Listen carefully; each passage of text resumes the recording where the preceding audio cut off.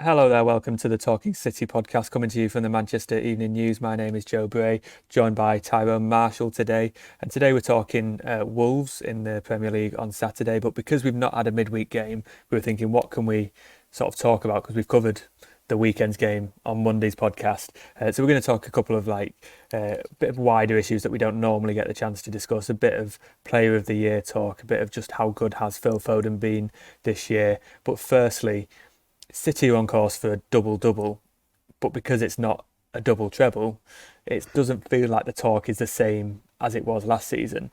But if City manage to win a fourth Premier League in a row and a second FA Cup in a row, that is a remarkable season, isn't it, Tyrone? Yeah, it absolutely is. And it does kind of get lost around City sometimes, doesn't it? They set standards so high that anything less than two trophies is almost painted as an unsuccessful season at times. And those sort of 2 days where Liverpool and Arsenal lost in the league on the Sunday and City were leading up to Real Madrid on the Wednesday, that was, it was 2 days of, well, the double treble is not just on, virtually in the bag. It Yeah. felt like, it was so confident, that talk, to the point that Bernardo was on the Tuesday in his press conference talking about it being their legacy. And then as soon as they go out of the Champions League, it's not that it goes flat around City, but almost the narrative around them goes flat, and it's like, well, they're not on for a treble, so we don't need to worry about them anymore, don't need to discuss them anymore. But there are still some astonishing things that they can achieve, not least winning four titles in a row. It feels like that has kind of flown under the radar. No club has ever done this. Not No. in. I saw. I can't remember if it's a tweet or a story the other day saying no team has done this in Premier League history, and I thought it's not just Premier League history; it is Yeah. entire First Division history. No team has ever done this, dating back to when was the First Division title? 1890, something The like that. start of 1880s. football, yeah. The start of the First Division, basically. No team has won four in a row, which is amazing when you think about some of the doomsday talk about how the Premier League is becoming like Liga or the Bundesliga when PSG win 7 or 8 in a row, when Bayern have won 11 in a row. It's a little bit over the top given no team has ever won four in a row in England before, dating back 130 odd years. But that's the prize for City, and I mean that would be as big a legacy, arguably, as a double treble, really. Um, so there's still a lot out there for them to achieve this year. The free midweeks are probably helping in a way. I mean, it's so strange to have a free midweek with City. Once you get to kind of after that final international break, it's normally just 100 miles an hour, isn't it? Normally Hmm. every week is taken, every midweek is taken. Often be another game in hand because of the Carabao Cup final.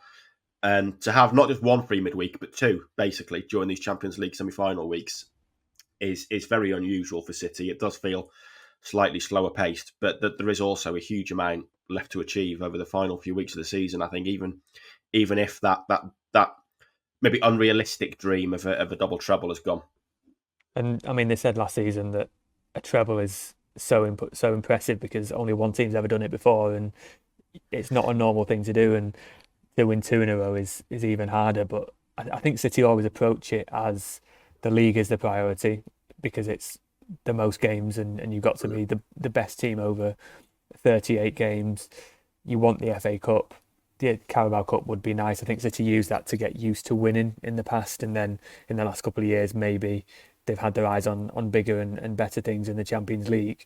That Champions League is always a bonus, isn't it? And City got over the line last year. They would love to win it again, but I think the way they went out this year, there was absolutely no shame in that. In previous years, it's completely derailed the season, but they went out to Real Madrid on the Wednesday, then they went to Wembley and just did what they needed to do because they're just so used to winning. And if you look at the league fixtures and the league results either side of that Real Madrid tie, you wouldn't know that they'd gone out of the Champions League because they just carried on exactly as they have been. And yeah, I think the fact that we're not talking about City's sort of legacy, it's just, oh yeah, City are probably going to win it again. I think there's a bit of a narrative that Liverpool have fallen away, so it's inevitable. But City haven't forced Liverpool to do that.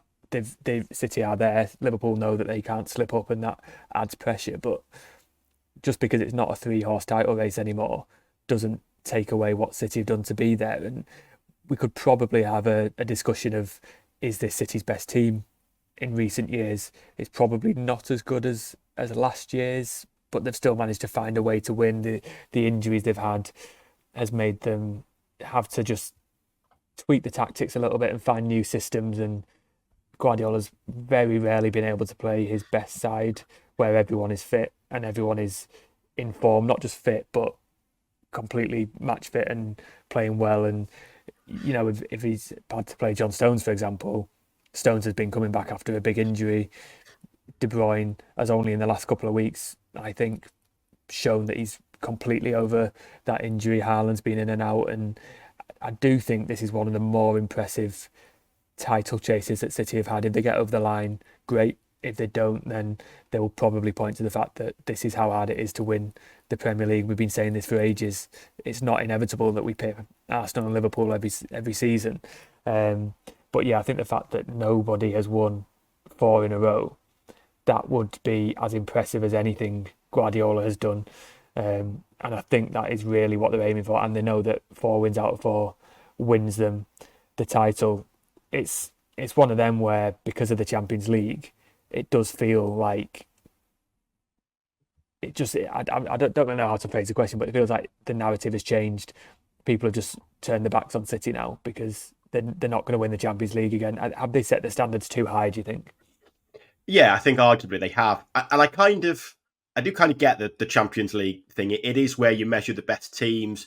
And I think if you ask that squad and Guardiola, they would say, having won 1 Champions League, it's not enough. I think I don't think he will go this summer, and I think his biggest motivation for staying on would be that if you asked him at the end of this year, how many Champions League titles do you think he should have won?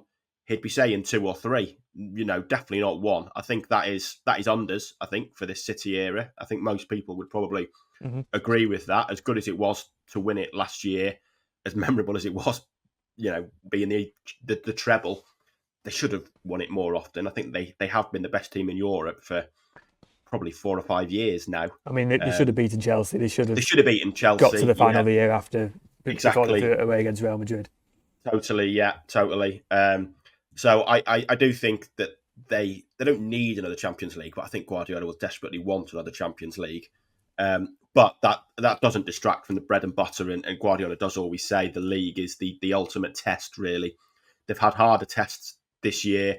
I mean, the great credit to them is we saw this with Liverpool, that they drove Liverpool to higher standards, and those two teams kind of drove each other on. And the standards aren't quite as high now, but if City win all 4 remaining games, they'd get 91 points.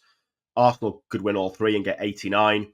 These are points numbers that 15, 20 years ago, 89 would guarantee you the league title, really. Now it might be enough for Arsenal. We saw Liverpool get 97 and 98, I think, and not win the title.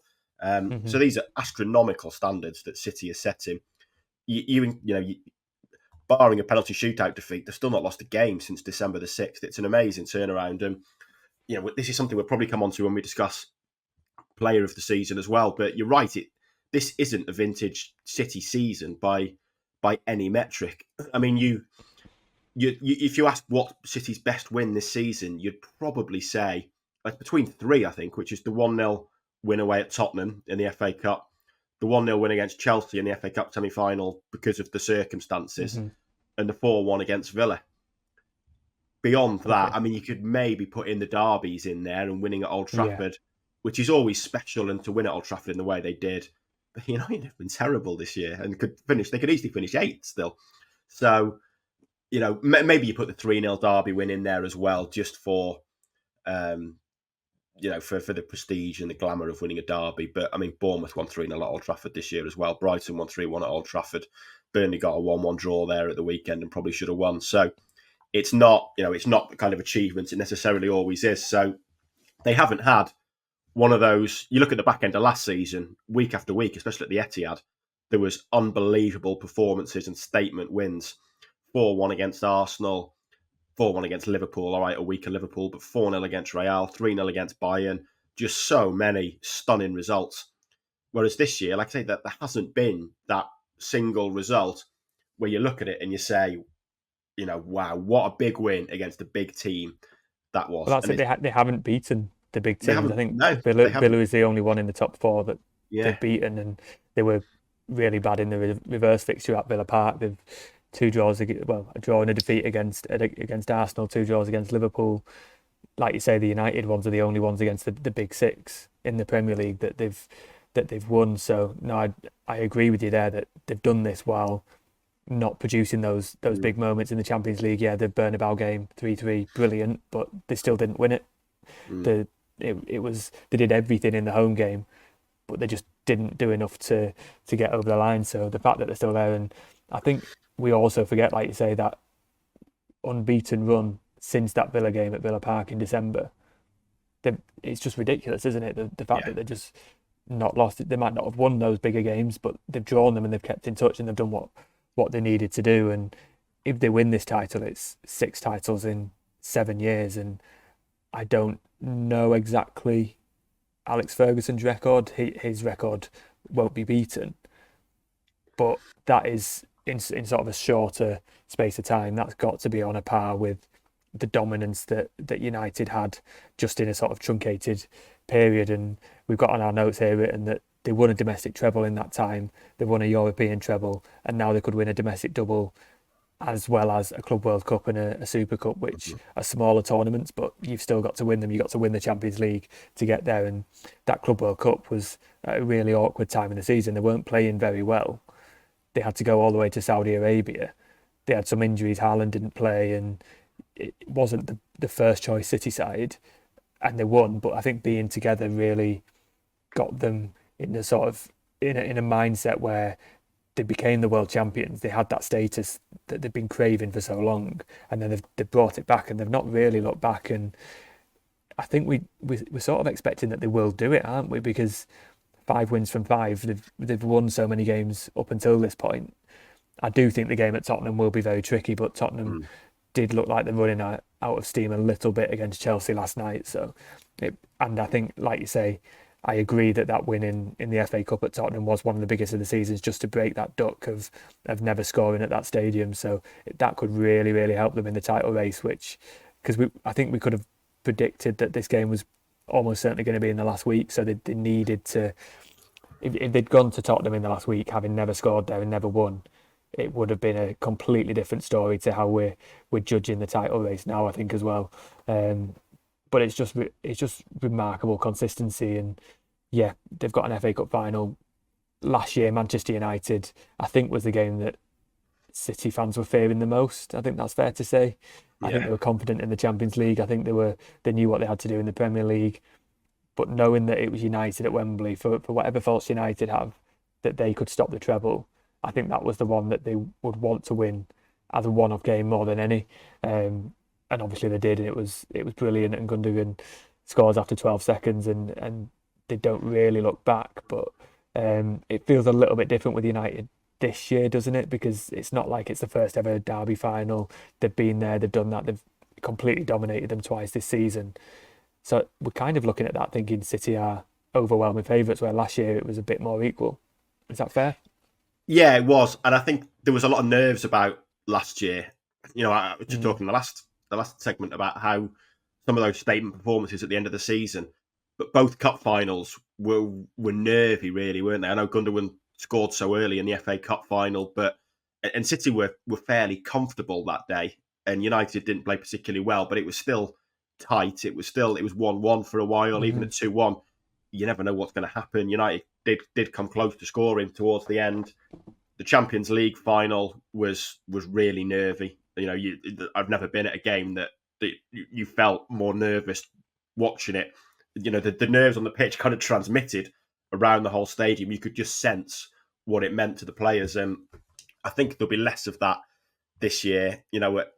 As much as we're talking it up, a domestic double doesn't mean as much as a treble, does it? And that they've won these competitions before. They've won cup finals before.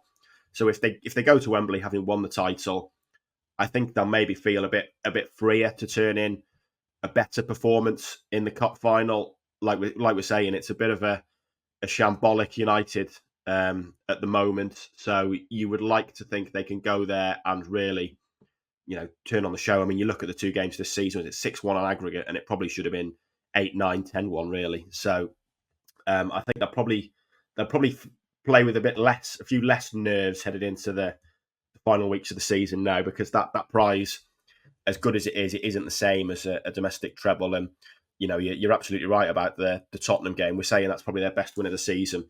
It might be their best win of the season for reasons that we don't even know yet. If it has kind of taken that hoodoo away from that place, that they can go there, and they're not going in there now worrying, saying, "Oh, we've not scored in." I mean, and that goal came so late in that cup game, didn't it? If that had finished 0-0, and I think it would have been a replay at that stage of the competition, wouldn't it? You'd be saying, "Oh, we've still not scored there." Now, just one set piece goal, and it feels like the whole narrative changes going there. You And could of see course the they are. relief in that celebration, couldn't you? When Yeah, Ake runs off and the fans know it as well. And not only have they absolutely. just won a game late on, but it was the sort of significance of it as well, I think. Yeah, definitely. You could sense it, that it does kind of kill that story, because these things do get in players' heads, and it was ridiculous that they hadn't scored there. Really, when you think they had Aguero's penalty so early on in the first Yeah. game they ever played there, and then kind of everything had been going wrong since then. I think Gundogan's missed a penalty there as well, so it was a big moment, and they're probably getting Tottenham at a good time. It feels like the steam is coming out of Tottenham pretty rapidly at the moment, so maybe they're getting them at a good time. And I do think there'll be less nerves this time for City than there were a year ago, purely because it just, the treble was one of those things where you do never know. You kind of feel like City are always going to reach April in with a chance of a treble. But when you get that close, you never know if you'll ever get that close again. Whereas this time around, I don't think there'll be those same thoughts. It might free them up to be a bit more relaxed going into those big games. I think that is an important point. We're talking up this double treble and what it means. It's more the context of the wider record of consistency. I think, yeah, on its own, if you offered that City at the start of Guardiola's reign, they'd have taken it and they'd have made a massive deal of it. But the fact that it's the consistency of a double double and a double after a treble, they've retained these titles. It's the four in a row. If they do it, they've still obviously got to go and do it. And the fixtures are presentable, but they're not easy. I think Wolves at home, Wolves have made it difficult for City in the past. Fulham away could be difficult. You just never know what Fulham side are going to show up. Spurs, obviously, we've talked about, and then West Ham at home, probably a one that City will fancy the chances with. But again, West Ham are a side who know how to beat City in recent years as well. I suppose the question that we started with that we should answer is what would make a successful season, because we're saying this, we're saying that they've done what they've done really well to get to this stage, but they could drop points at Tottenham, not win the title, and then somehow United in a one-off game can sort of try and save their season with a Derby Cup final win, and suddenly City are left with no trophies of the four that they usually enter. That yes, they've got the Super Cup and the Club World Cup, but that would be a very different look on the season, wouldn't it? So, I mean, for me, I think they've definitely got to win the Premier League. I think if they Yeah, just win the FA Cup, that I think questions would be asked in terms of a drop off, but there are the mitigating factors we've talked about. But I think the Premier League is the one. If it's one of two, it's got to be the Premier League. yeah, I would agree with that, especially to make it four in a row. And now having put themselves in a position with 4 games to go where it's in their hands. I mean, they just don't blow it from here, have they? So I think they do have to win the Premier League now to make it a successful season. I mean, you'd say if they won the Premier League and made it 4 in a row, that is a success. But obviously, if it was just that, that would somehow include losing to a pretty weak United at Wembley. So I think if they do get history, if they do get 4 in a row, you have to say that's a success. If they win both, that's a really successful season again. The Champions League is always a bonus. I do think City would want to win it again desperately, and like I say, one is a bit under par, I think, for the quality of this team, but to win both would be hugely successful. Just to win the FA Cup, I'm with you. I think if they blew the league from here, it would be a major disappointment given what's at stake and given that 4 in a row. But I think if they win the title and get that place in history, that as much as we're saying a double treble would have been unprecedented, 4 in a row might never be matched as well, or certainly won't be matched for a long, long time. So there is still a huge prize there for them, and I think that would definitely constitute a success. And Guardiola says that, doesn't he? He always looks after a title win or a successful season.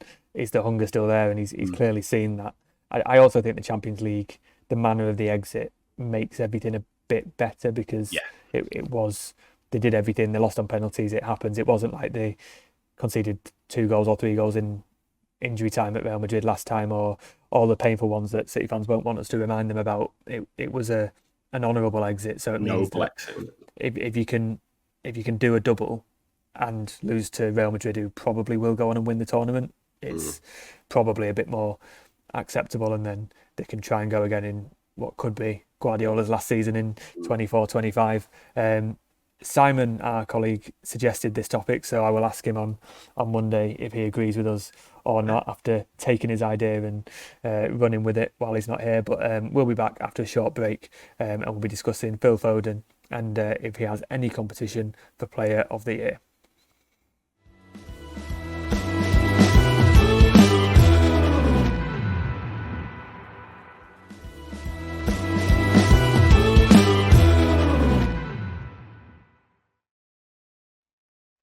Hi there, welcome back to the Talking City podcast. It seems a sort of done deal that Phil Foden is on his way to Player of the Year. He keeps coming up with fantastic performances. He's moved into the middle. He's not looked back. He's been brilliant. He's answered every question that Guardiola's thrown of him in that position in terms of the tactical discipline, the tempo control, the sort of the positional awareness that maybe he's lacked in the past. He's come up with a lot of goals and a lot of important winning goals. You know, when I'm thinking of games at Everton and Brentford, for example, where City needed someone to step up, he was the one who said, yeah, I'm going to do it. And without him, they don't win those games. And he's played a key part, especially with Erling Haaland and Kevin De Bruyne out for spells this season. It feels like he's no longer a young Player of the Year contender. He's a full Player of the Year contender. And I like that Rodri is in the conversation again. I think he's had another very consistent season. I think if Rodri was to win it, it would be a sort of nod to his consistency over the last 3 or 4 years rather than just this year. I don't think he's been as good this year as last year, but that's saying someone's been a 9 out of 10 rather than 10 out of 10. He's still not had a bad season. But then we've got Erling Haaland, who's still scored 32 goals in 40 games, and I think he's 7th in like Ballon d'Or rankings, or he's really far down the PFA award odds, and it's like this guy has scored more goals than we've thought was possible until 18 months ago. But because it's not as many as last season, and he's suddenly not in the conversation, so that seems to have opened a door for Phil Foden. But I think when you think about it, he does have some stiff competition from City players and around the Premier League. Yeah, he does. You know, like I mean, Rodri is always there, isn't he? He's just so reliable for City. Haaland's a funny one. I mean, you say his stats there and you're like, how's he not winning it? But it doesn't feel like, I mean, he's definitely not been as good this season as he was last season. He's had those spells of injury. I mean, for me, it's got to be Foden at City. And it is, you know, it's a season where, like we said in the first part, it's a season when someone had to stand up and take control of things. They missed De Bruyne for half a season. They've had John Stones available on and off all season, really. We know how important Stones is to the way City play. They've had Haaland out for spells.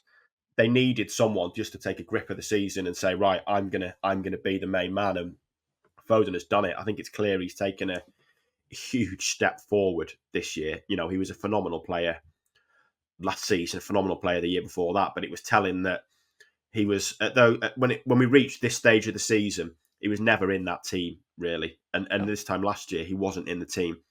He only played so much in the Champions League final because De Bruyne got injured. And maybe you look back and I wonder if that Champions League final was actually a turning point for Foden, because he came on, played centrally, played really well, almost scored a phenomenal goal with that run through the middle. And you just wonder if something about that game and that occasion and playing that well kind of made it click for him. And I mean, he didn't play centrally that often at the start of this season. We even saw when De Bruyne was out, it tended to be Alvarez that was playing that role and Foden on the right. But he has gradually played, certainly with Haaland's injury, he started to play centrally more and more. And he is running games and controlling games and doing the things that Guardiola. I mean, it is telling that Guardiola is still on his case a lot, still asking for more. And as good as he says he is, I mean, he said he was the best player in the Premier League not so long ago, but you do still get moments from Guardiola where he's kind of demanding more of Foden and knows there is maybe more to give tactically in that role. But I definitely think he's been City's Player of the Year. I mean, 24 goals this year, and like I say, he has just they needed a player this year to really step up with the issues around De Bruyne, the injury issues around Haaland at times. I don't think Bernardo's been as good maybe as recent seasons. The Stones injuries, they just needed one of their big with so many big names either not quite clicking or being injured or a bit of both. It kind of needed someone not new as such, because obviously he's not new, but it needed someone to step up, and Foden has clearly done that, because like say a year ago he wasn't in the team for these big games. If it comes down to West Ham on the final day of the season now, and that's a must win for City, Foden will be starting. When it comes to the cup final a week later, Foden will be starting, and I think that shows where he is now compared to where he was 12 months ago. I mean, you're taking the words out of my mouth. I was going to suggest that Champions League final was a turning point, and I think the other turning point was Crystal Palace at home when he gives away a stupid penalty to throw away a 2-goal lead, and Guardiola is incredibly unhappy with him and makes that known in the press afterwards. And he worked so hard over the first half of the season. Yes, he was playing out wide, but because they had the tactic of Kyle Walker bombing down the right, he was sort of moving inside as a second number 10 to learn that role and learn the positions to be in, but also knowing someone else was going to cover him on the outside and the inside as well. And then he goes and does that, and you're thinking, oh, is this it? And then he goes to the Club World Cup and he scores. Did he score in the final? He plays well again with Haaland out. You're thinking, this is where he's putting his mistakes behind him. He's learning from them. And Guardiola said the other week, he said that, I think it was before the Palace game, that he's just really impressed with how Foden has turned it around. And it was at Brighton last week where Foden scores a couple of fortunate goals, but he's still got to be there, and he's completely running the show alongside De Bruyne as a sort of second number 10. And Guardiola says he still needs to learn to play second and third gear, not just sixth gear all the time. And he's doing that, but he still needs to sort of fine tune that as well. But no, I think 24 goals and 10 assists is remarkable, and it would be fully deserved if he was to win it. And I think he will be helped by the fact that the voting is around now, isn't it, for the sort of PFA and the sort of football writers ones, because he is the best player at the moment. You could have Erling Haaland scores sort of 2 goals a game in the last 4 games to win the title at the end of the season, scores a hat-trick in the cup final, and we suddenly think, actually, no, this Haaland lad's all right, isn't he? But I think in the votings now, he is the player of the year. I'm looking at the odds. He is odds-on favourite. Then next one is Rodri. Declan Rice, I'm not sure. He's had a good season, but is he the third best player? According to the book, as he is. Same with Bukayo Saka. Then there's Haaland. Then there's Cole Palmer and Ollie Watkins, who I think both have had very good seasons. A bit of a word for Cole Palmer, because I think he would be, I've not looked at the odds, but I would imagine he's favourite for Young Player of the Year, because I mean, Foden probably still qualifies for that because he's only 23, but Cole Palmer has been brilliant since leaving City, and that would be a really well-deserved award or accolade if he was to win that. Yeah, it was. I mean, he's been phenomenal this season, hasn't he? I don't think anyone saw this level coming, this consistency. And I mean, I watched the first half of Chelsea Tottenham last night before I went to play five-a-side, and there was one moment there where he did a couple of skills just to get away from markers, and you looked at him and just thought, that is someone like absolutely oozing confidence, and clearly he is. And you're right. I think he should be a shoe-in for Young Player. I mean, he shouldn't be qualifying for Young Player at 23, should you? For Foden, we should be knocking Phil out of that award. It's going to be interesting. Like we say, Foden's for me has definitely been City's best player. I still think I think Declan Rice has had quite a good season for Arsenal. I think the impact he's had on that team has been pretty big. Mm-hmm. I think Odegaard should be up there as well. I think Odegaard's I would say Odegaard's had a better impact on Arsenal than Rice. I agree with you. Rice has sort of transformed that midfield and improved their title chances. But no, I think Odegaard has really stepped up. Yeah, definitely. And I think certainly the deadline for the Football Writers one, I think, was Tuesday, and Odegaard's had some huge games recently, so maybe that'll swing him a few votes. I mean, Ollie Watkins as well, I think 27 goals now and not a single penalty. And, as much as we're talking about Cole Palmer, I think he's got 20 in the league, but I don't know how many penalties, but there must be 6, 7, 8 penalties in Yeah, there, maybe. Fair enough, you've got to take them, and some of them are pressure penalties.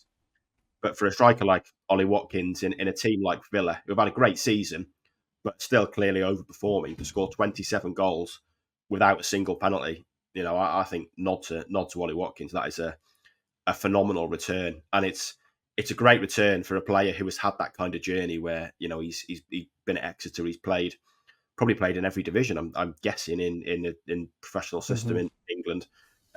So yeah, a nod to Watkins. I think he definitely deserves to be he's not a conversation. name though, is he? I fully No, agree. Like you can't argue with what he's done, and to get Villa into a almost certain Champions League spot is remarkable. But Aston Villa, Ollie Watkins, it's not a fancy name. I think Phil Foden is the trendy name at the moment. yeah, I would agree with that. Yeah, I don't think Watkins will win it. But I do think he's had a great season, and it's one of those stories that we just that are great to see for the pyramid, really, aren't they? Looking at him Yeah, now at Exeter, like 23 goals in 76 league games, no 89 league games for Exeter. Spell on loan at Western-super-Mare, going to Brentford. I mean, it's been an amazing journey to reach this point. And in credit to Unai Emery, the impact Unai Emery's had on his game has been amazing. And I know Watkins has talked about it in terms of like what he's told him to do, and it shows the value of good coaching, really, that Emery has come in and kind of refined Watkins' games and told him what he was doing wrong. And I think a lot of it's just playing more centrally and being in those positions to sniff out chances. And it shows the impact a manager and a coach like that can have on a player. So I'm with you. I don't think he'll win it. And like you say, he's not an attractive name, but I still think he's had a brilliant season. I think you mentioned Emery there. He's got to be a favourite for manager of the year personally. And again, you've got a situation where Guardiola could become the first person to do 4 in a row. But I think what Emery's done there is probably deserving of the manager of the year awards. However good I think Guardiola has been, but is this another one where we just judge City too highly on the previous exploits, or has Emery done better with Villa this season to get them to that position than Guardiola has with City? Yeah, it's really hard, isn't it, to kind of compare when it's two very different things, isn't it? Yeah, City could win a title they were favourites for. They could win an FA Cup they were favourites for. They've not been as good as recent years, but it's 4 in a row. It would be another double. I mean, it would be an incredible achievement. But the impact Emery has had on Aston Villa. I mean, maybe I'd just swing towards Emery, I think. But it is difficult. I'm interested to see actually what kind of how often Guardiola wins these awards, and he does win them fairly often, actually. Fair play. Last year, obviously, it was Guardiola. 2021 Pep, 2019 Pep, 2018 Pep. So he has won plenty of I think that's LMA Manager of the Year awards. So you used to get this thing where City didn't win individual honours, and I think part of that was because they'd always have 3 or 4 candidates up there who'd been brilliant, and the vote would kind of get split, where you'd be looking at maybe Liverpool and it'd be like, well, it's obviously Salah, which probably works in Foden's favour this year, that he's the only standout candidate. But yeah, I mean, for Premier League manager, it's got to be between those two, really. And it's a shame for Villa that they just seemed to freeze a little bit last night and are up against it now for making the Conference League final in a game they probably should have won, really, given how well they've played this year, given some of the teams they've beaten in that competition. To lose at home to Olympiacos is a disappointing result for them, and they certainly deserve a European final. But to even manage those two competitions, we know how difficult, well, City don't, but a lot of teams know how difficult Thursday night football and then Sunday is, and that schedule is, and it can have a real draining effect on a season. So for Emery to guide a squad like Villa's without that huge depth through that and certainly overachieve in the league, I think is a great achievement. So yeah, I don't think there's much between those two for Manager of the Year, but I mean, it's hard to go against Pep if he does win 4 in a row. But it's one of those where it's so difficult to judge the two achievements. But I think Emery would be running him close at the very least. I think that the Villa Park performance was probably one of the best team performances I've seen all season in a long time. City weren't good; they were without Rodri and a few injuries, but Villa were just something else. I've not seen a team do that to City. for quite a while. We were discussing this. We sort of got sidetracked on the last week's podcast discussing sort of who City's best players have been, and Manu Akanji got mentioned, and then me and Simon spent 10-15 minutes just singing his praises because he's just been there, and he's been in all the big games. He's been quietly effective. He's never going to be a Player of the Year contender in the Premier League, but I think that sums up the fact that City have had their best players have been the sort of the fringe players from last year, have stepped up in the absence of others, and that is why Foden has taken his chance and is favourite and will probably win quite a lot of individual awards this year. But yeah, as I say, I do see a scenario where someone like Haaland or De Bruyne could really step on the gas in the last five games and offer a late challenge if there are awards to be decided after the end of the season. So I'll hang that little bit of suspense in there after we've basically crowned Foden Player of the Year. We'll be back after a short break to discuss Wolves ahead of Saturday's game in the Premier League.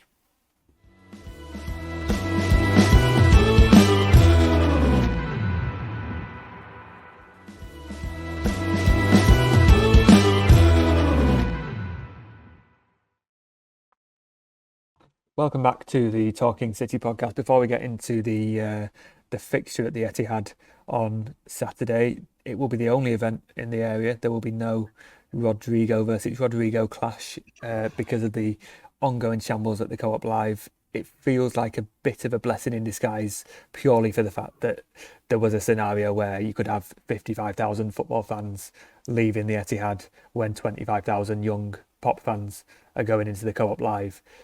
I mean, as it stands, we're never going to have this clash because Co-op Live continue to bungle their opening, but it probably postpones these clashes until, I mean, the last day of the season. But you wouldn't be confident that gig will be on either. It's been a bit of a shambles, and with City or the City Football Group as part owners in the venture at Co-op Live, it's just not a good look, is it?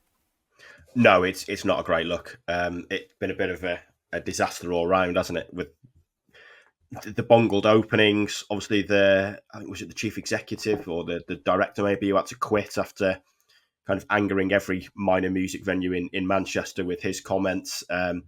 It's not been a good look. I mean, you know, the other day to have people there and queuing, and you see the number of people that were there on was it Wednesday night? I can't remember now. Mm-hmm. Tuesday night. And then they're cancelling it at such short notice. Absolutely incredible. And now, obviously, AXA are pulling their gigs and moving them to the AO Arena. I mean, I don't think it's any secret that there's been a lot of hostility between the two arenas in Manchester, and I can imagine those in charge at the AO Arena are feeling pretty smug about it. But I can imagine they've had the best week of their professional careers. Yeah, 100%. When Take That tweeted last night, and I don't follow Take That, just to clarify, I just saw it being retweeted a bit, that they had moved their gigs next week from the Co-op Live to the AO Arena. I can imagine there were some incredibly smug faces at the traditional arena in Manchester. I mean, from the outside, and those, you know, the sort of the long distance shots outside, Co-op Live looks amazing. It's a great, you know, it looks great from the outside, but it sounds like the inside's a bit of a shambles still. You know, we were the MEN, our news team, reporting an air conditioning unit fell from the ceiling that prevented the gig going ahead the other day. I mean, that is just incredible, really, and it is. You know, it's not a great look for City. They're not getting too much blowback on it, and I think it's I forget the name of the American firm that behind it, but I think mm-hmm. they have maybe taught themselves into taking most of the heat with some of their statements on it, and I think they've maybe been a bit too bullish, and now they're looking pretty stupid, and that's probably avoiding CFG, who are, you know, they're pretty silent partners in this, aren't they? But it's definitely not a good look, and it is. No, it's not a good look for Manchester either. As much as the AO Arena are growing about it, it's not a good look for Manchester as a whole. So they need to get the finger out. It started being the updates would come on your phone from. We obviously follow the Manchester Evening News, but suddenly it's BBC News and it's all the national papers, and it's becoming a national story because it's such a disaster. But I do think that given if it had opened on time and everything was going smoothly, this weekend would have been a real test for just how the crowd management is going to work. Because of all the delays, it's I do think it's a blessing in disguise that you've not got the two sets of fans clashing, and you're looking at over 80,000 people when it's up and running. If there's a City game on the same day or evening as a co-op live gig, and I mean the authorities are clearly confident that they can cope with it, but you're asking sort of you're increasing the footfall in the area by about a third, if Mm. my terrible math is correct. It's going to add a lot of strain onto the traffic, the parking, the public transport, and I think it will be one to watch. So, I mean, I'm personally a little bit relieved that it will be easier to get to and from the Etihad on Saturday, and I think it's Barry Manilow on the final day of the season, so that'll be a clash of West Ham fans and Barry Manilow fans all coming out at the same time. Looking ahead to the Wolves game, with a bit of news this morning that Tommy Doyle will leave City Mm. permanently. We expected that, but Wolves have confirmed that. I don't know if that's an interesting point that it's the day before Wolves play City, but they had an option to buy him for 4.55 million. There's a 50% sell-on clause, which is massive, and a buyback option. But I would have suggested that, given the prices City have sold a lot of their good young players for, Doyle has probably a sort of approaching 100 appearances in the Championship and Premier League now. 5 million is very, I would say, low for a player of his quality. So a 50% sell-on clause, I do think he's got a lot of potential. I think that is probably good business to offset that fee. I just remember watching Doyle in the youth team and thinking this lad is a step above everything else. He's a future Premier League player in the making, and he looks to be doing all right for Wolves. He wouldn't have played anyway because he's on loan and that deal won't go through. But I suppose that sums up. It puts into focus a little bit the Mateus Nunes transfer. City paid 53 million for him. I think he's slowly getting there, but he's just not had the chance. He's nowhere near the first team, the starting 11, and he's sort of left to scrap on substitute appearances for 53 million. He's not had the impact, and there will be a lot of pressure on him next season. You look at Gvardiol, who costs more but has given more of an impact. Doku Mm. had a bit of a blip in the middle, but is looking more like a player of that value. Nunes said, or made a big deal of leaving Wolves and went on strike and apologised for that, but will get a bad reception from the Wolves fans. It's sort of it's not gone how he would have wanted, has it? No, it hasn't. It hasn't. It definitely hasn't. I mean, he's going to be one of these City players, isn't he? Hoping that his second season is more kind of Grealish and Bernardo than Calvin Phillips. It's definitely not clicked for him. He doesn't look a natural fit in that team at the moment. He looks a very horses for courses selection at times. There's been moments where he's looked really good. We know he can really carry the ball into dangerous areas, but it's not clicked anywhere enough. And I think we've mentioned City maybe not being as good as last season a couple of times. I think one of the reasons for that is that they're really missing Gundogan, and Yeah, Kovacic and Nunes combined haven't come close to the impact that Gundogan had on this team. And this is Gundo's time of the year, isn't it? He would come alive at yeah. this stage of the season, the last two seasons especially. As solid as as solid as Kovacic is, I think the two of them, Kovacic has had an okay season. Nunes, I think, has been disappointing, but neither have kind of made up for the loss of Gundogan, and it is one of those players, Nunes, who you'd want to see an awful lot more from in the second half of the season. I do see flashes. I like his sort of runs forward from midfield into the box, and then it sort of comes undone. He doesn't quite know what to do. He's got a couple of nice assists, and he's just not had a run of games, and he won't in that midfield because he's probably as similar to Kevin De Bruyne as any other player in terms of the runs that he makes, and you're not unseating Kevin De Bruyne. So Wolves fans will be preparing their extremely loud boos. The reception was so bad that Nunes was forced off at half time at Molineux, wasn't it? So I don't think he'll play unless City are comfortable and they bring him on. But then do you subject him to a load of grief when he could be saved for maybe next week, which might be a nicer game? I don't know. I suppose that Wolves game at Molineux was it was when City was struggling without Rodri and it just didn't go well. They will want to put that right, won't they? And I mean, we're looking at Foden and Diaz are back in training. They missed the Forest game. That's a positive. Ederson probably out, but is better. We're expecting him back before the end of the season is the line that you wrote earlier this week, which was a positive because he left Nottingham Forest in a sling. And I mean, Stefan Ortega will come in if needed and will play very well because he always does. Haaland says he is ready to start. He came off the bench at Forest and calmed the game considerably with his goal. So it feels like we're getting back to the strongest outfield team, at least, that City can field. I mean, they need to win, but they need to be better than they were at Molineux, don't they? Yes, they do. They need to be better than they were at Molineux and probably better than they were last week. Like I say, I mean, you'd have touched on it on Monday, but not a hugely convincing performance at the City ground. Definitely not a convincing performance at Molineux. Just caught on the counter-attack. I mean, that's been the story against Wolves so often, especially Nuno's Wolves, that they were always susceptible to the counter-attack. So they do need to be better.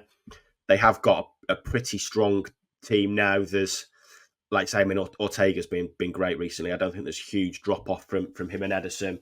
Haaland probably ready to start. Foden and Diaz back, like you say. I mean, talking to Nunes there, but I mean, there's not necessarily a start for him for the rest of this season, possibly, because we are at a point where rotation is not really an issue. I mean, City haven't played since last weekend. They're not playing after this week until next weekend. There's only that Tottenham game that's a midweek game now, so there's not a huge need for rotation, and they can play a pretty strong team. But they I mean, you look at it. I mean, Wolves have been accused of being on the beach recently. I think last week was their first win for a long time against Luton. They've not been playing great. Gary O'Neill was and has done a really good job, because I don't think I was alone in having them touted for potential relegation struggle, and they've done really well. But since they've got safety, it does feel like it's been kind of classic foot off the gas stuff, and maybe they'll up the game this weekend. But you'd look at that and the way Wolves have been playing and the fact they are safe and think with City's intensity, they surely will just have too much for them. I was going to say, we'll leave it there. I've got two bits of breaking news for you, Tyrone. One, decide which one is more important than the other. Barry Manilow has booked the AO Arena as a backup for the final day. I think I know what the other one's going to be. I've just been told Phil Foden has won the Football Writers Award, and that will be announced later today. So we're recording this in the morning on Friday, and that backs up everything we said very nicely. Also, Bunny Shaw, fantastic season for City women, who got a massive boost this week by Chelsea losing. So they know 4 points from, I think, 3 games will win them the title. So she's been fantastic. Foden's been fantastic. And I think that justifies everything we've just said over the last 40 minutes or so. Absolutely. Well deserved, though. Made ourselves look good there, haven't we? But he is, definitely a very well-deserved winner. And I think it's testament to the improvement he's showing this season and the greater responsibility he's taken on this season, I think. And I'll be heading over to Guardiola's press conference, and I'm sure he will have some kind words to say about Phil Foden. He'll preview the Wolves game, give us some injury updates on Ederson and any other issues that may have arisen over the week. You can find all that on the Manchester Evening News throughout the day on Friday, and Saturday we'll be covering the game as usual. You can follow us on the Talking City podcast on your usual platforms, like and subscribe, Facebook, Twitter, YouTube, wherever you expect to find us. We are there. Join us next week on Monday, I believe. We'll be looking to see how City got on against Wolves with a lovely bank holiday podcast, and looking ahead to another week off and then a trip to Fulham. Thanks for joining us.